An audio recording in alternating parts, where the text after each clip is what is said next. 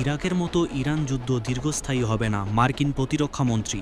ইরাকের মতো ইরানে মার্কিন সামরিক অভিযান দীর্ঘস্থায়ী হবে না বলে জানিয়েছেন মার্কিন প্রতিরক্ষামন্ত্রী পিট হেগসেথ। সেই সঙ্গে ইরানি জনগণ এই অবিশ্বাস্য সুযোগ কাজে লাগাবে বলে আশা করছেন তিনি। পেন্টাগনের সংবাদ সম্মেলনে তিনি এসব কথা বলেন। অপারেশন এপিক ফিউরি এক রাতের মধ্যে শেষ হবে না উল্লেখ করে পিট হেগসেথ বলেন, এটি একটি বড় যুদ্ধক্ষেত্র, তাদেরও অনেক সক্ষমতা রয়েছে, এই কারণেই তারা আমাদের জন্য এত বড় হুমকি। অভিযানের সময়কাল সম্পর্কে হেগসেথ বলেন, প্রেসিডেন্ট ট্রাম্পের নির্দেশে আমাদের নির্ধারিত লক্ষ্যগুলো বাস্তবায়ন করব।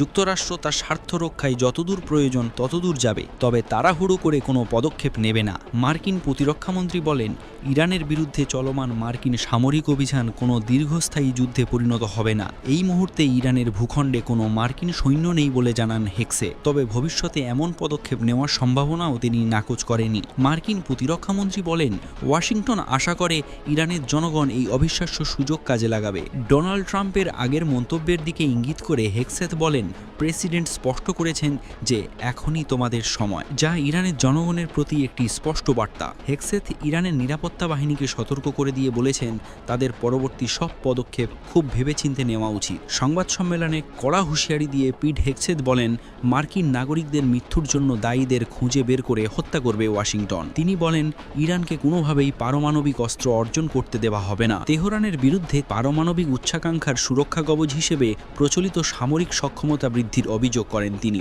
সাবেক মার্কিন প্রেসিডেন্ট বারাক ওবামার আমলে স্বাক্ষরিত 2015 সালের পারমাণবিক চুক্তির সমালোচনা করেন হেগসেথ। তিনি ওবামার ওই চুক্তিকে ব্যর্থ চুক্তি হিসাবে অভিহিত করেন। হেগসেথ বলেন, বর্তমান অভিযান অপারেশন এপিক ফিউরির মূল লক্ষ্য হল ইরানের মিসাইল তৈরির কারখানা, নৌ সম্পদ এবং অন্যান্য নিরাপত্তা অবকাঠামো ধ্বংস করা। প্রিয় দর্শক, বিষয়টি নিয়ে আপনার মূল্যবান মন্তব্যটি কমেন্ট করতে ভুলবেন না। পরবর্তী আপডেট পেতে চ্যানেলটি সাবস্ক্রাইব করে আমাদের সাথেই থাকুন।